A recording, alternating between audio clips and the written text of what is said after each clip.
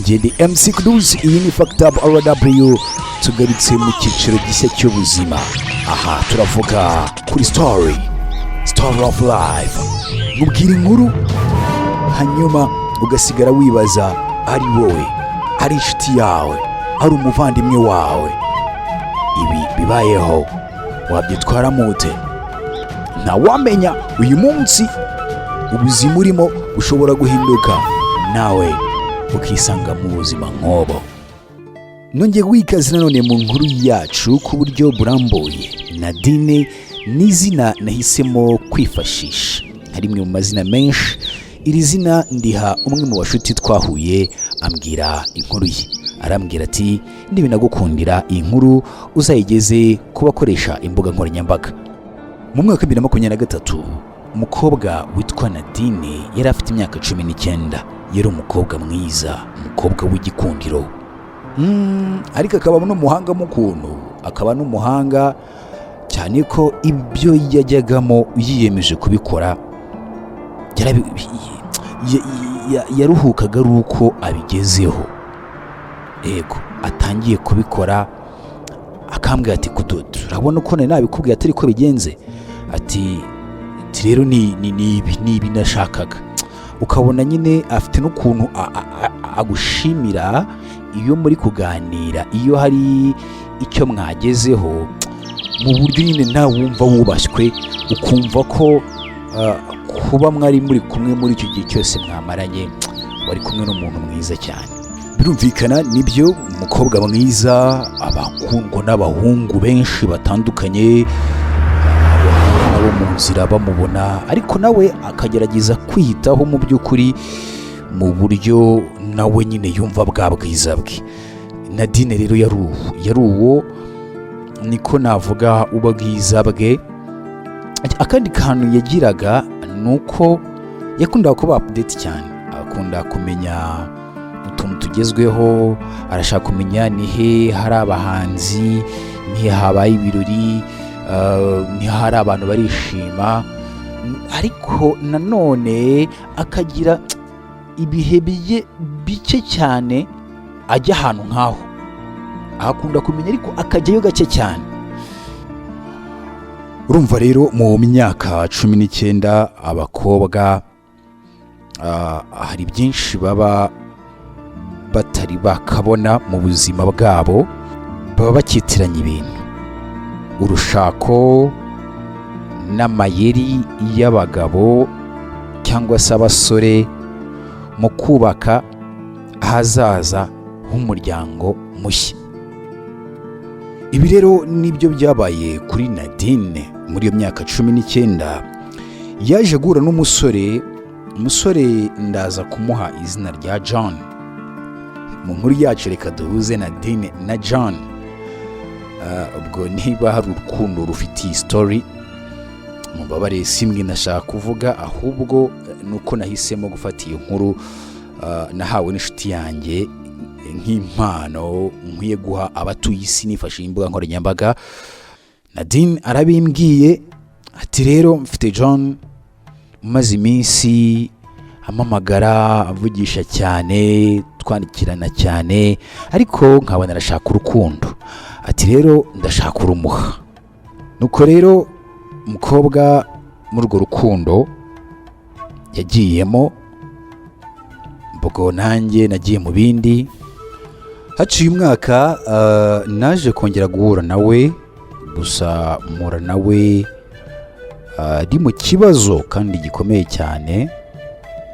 Arambwira ati ikibazo rwose mfasha umbwire nakora iki, ari wowe wabyitwaramo gute?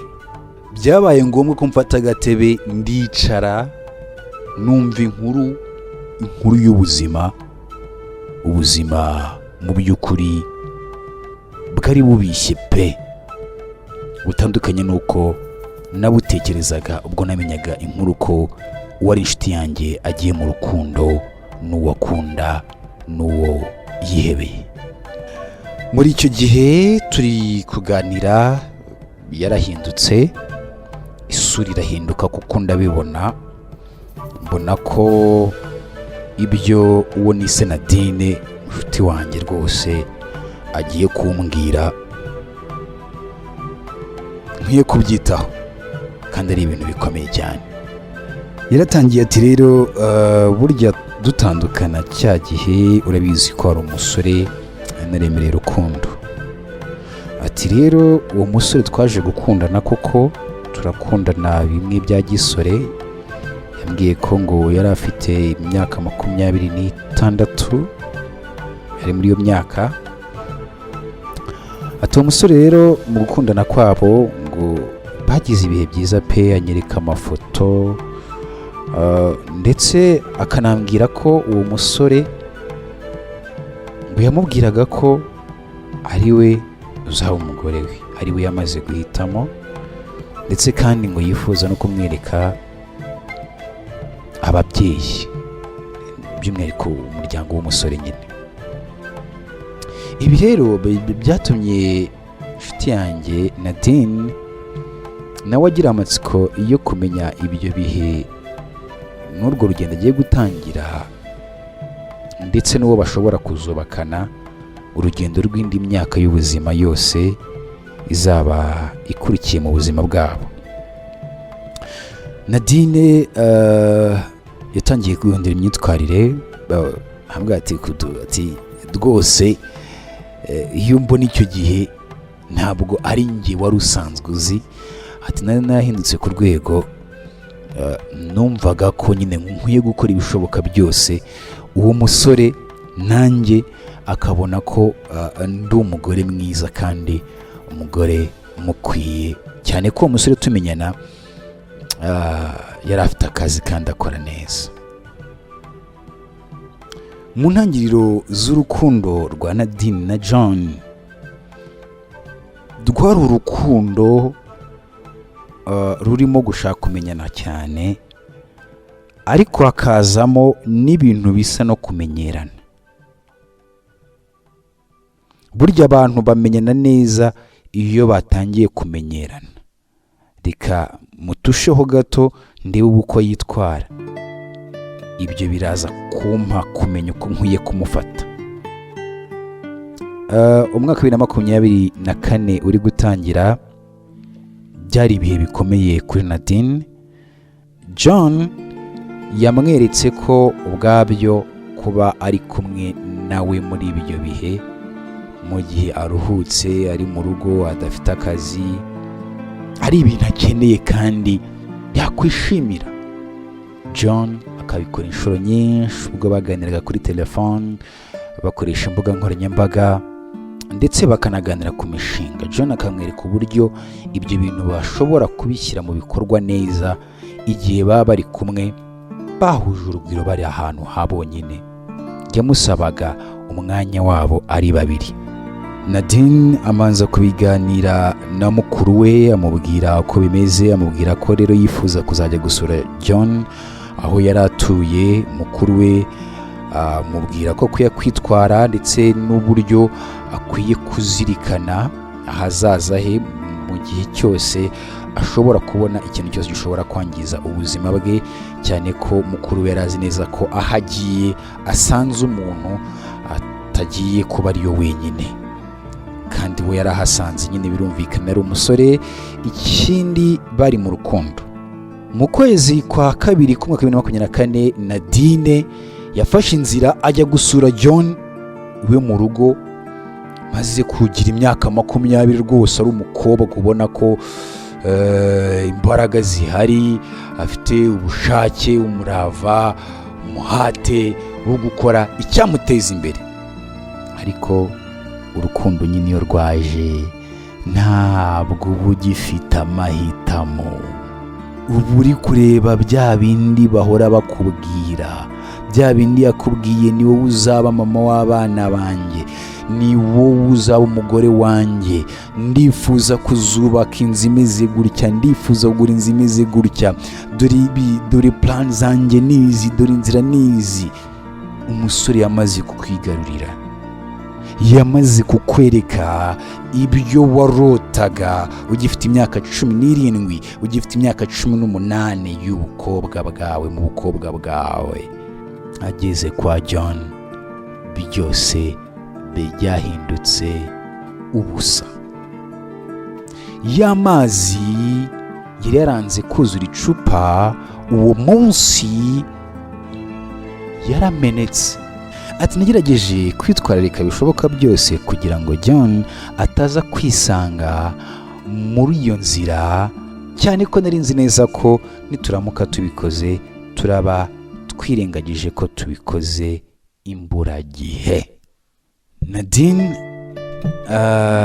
yanyeretse uburyo ki nyine yagiye iyo gahunda rwose agerageza gushaka inzira zose ari buze kuburokamo igitero cyose cyava kwa John, ashaka kugira ngo bagere ku mibonano mpuzabitsina, ku gikorwa cy'ubusambanyi. Iyo batarashakana nk'umugore n'umugabo tubyita gusambana, umugore n'umugabo tukabyita gutera akabariro.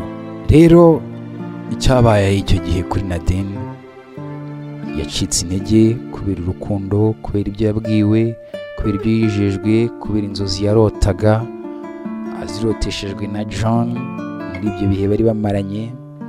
Birangira yirekuye. Byarangiye Nadine rwose yirekuye. Uwo munsi harashya pe, harashya. Iyo bikubwira niwe uzi kubifilinga, ariko abikubwira nyine muri ibyo bihe akanabigarura mu bihe ari kubikubwiriramo, ugahita ubona ko nyine ari ikibazo gikomeye cyane cyane mu rubyiruko n'abana b'abakobwa bakiri bato. Usanga bisanga ahantu nk'aho yari ari muri icyo gihe, bumva ko ari igihe cy'umunezero, nyamara batazi neza ko nyuma y'uwo munezero hari ibindi biri buze gukurikira, kandi ibyinshi bishobora kuza ari ibyago bikomeye. Nadine rero yaje guhamagara John amubwira ko bifuza guhura. Nyuma baje guhura, John abwirwa inkuru ko yateye inda.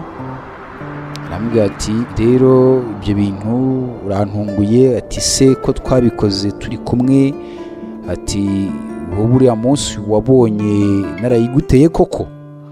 Ati rwose njye ko niyumva ndumva uriya munsi ntari ndi mu mwanya mwiza wo gutera inda pe.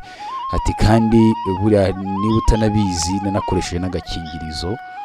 Ati rero kugutera inda ndumva ntaho byaba byaravuye. Umusore yihakana Nadine. Nadine rero nta kindi cyabaye, yafashe umwanzuro wo kurera umwana akamwitaho nk'umwana we. Kuri ubu umwana aracyari muto, ari hafi kuzuza imyaka 2. John mu minsi ishize yahamagaye Nadine amubwira ko yifuza ko bahura akareba umwana we, cyane ko ngo abamuzi cyangwa se abamubona ngo babona asa na John. Nadine ahari afite undi musore bakundana, kandi uwo musore yemeye kwakira urugendo rw'ubuzima yanyuzemo ndetse yemera kwakira ibyamubayeho byose. Uwo musore kandi aramugaragariza ko afite gahunda yo kumugira umugore. John nawe arashaka kugaruka akamugira umugore, bakabana ndetse akamwemera nka se w'umwana. Nadine wagize ibikomere muri urwo rugendo kuva asamye umwana we w'imfura na John kugeza amubyaye John adahari yaramwihakanye, kugeza abonye undi mukunzi mushya akemera kumwakira muri ubwo buzima bakabana, ndetse bakaba bari banafite gahunda yo gukora ubukwe. John akaba ashaka kugaruka. Nadine byamuyobeye, aribaza ati nkora iki? Yambwiye ati rwose iyi nkuru yisangize aho usanzwe utegurira ibiganiro. Niba hari ibitekerezo bari bunsangize babishyire muri komenti, ibyo bitekerezo byabo nzabibona. Ese nemerere uyu musore tumaranye igihe wambaye hafi muri uru rugendo kugeza mbyaye umwana akaba arimo gukura kandi neza, mwemerere tubane nk'umugore n'umugabo, cyangwa nemerere John wanteye inda agaruke mu buzima bwanjye aba ariyo tubana nk'umugore n'umugabo. Yabuze amahitamo, arifuza ko umugira inama. Ari wowe wabigenza ute? SP6 toothpaste, uyu ni umuti w'amenyo ugufasha kugira amenyo meza, akanwa gahumura neza kandi gafite ubuzima bwiza. Uyu muti kandi wifitemo ubushobozi bwo kurwanya impumuro mbi mu kanwa ndetse kandi ugatuma amenyo yera mu buryo karemano. Ni umuti mwiza cyane ko ufasha gukomeza ubuzima bw'akanwa. SP6 yifitemo impumuro nziza ya mente, tandukana no kugira impumuro mbi mu kanwa, ndetse kandi abifuza ko amenyo yanyu aba urwererane, uyu muti urabafasha. Kubifuza kurangura muduhamagare kuri 0787840663. SP6 Super Probiotic Toothpaste. Uyu ni wo muti nari nkeneye pe.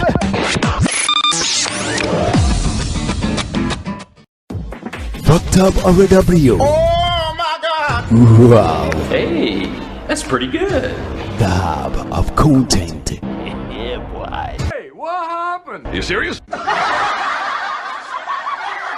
Menya makuru y'amamare mu Rwanda ndetse n'ahandi ku isi hamwe na MC Kudos.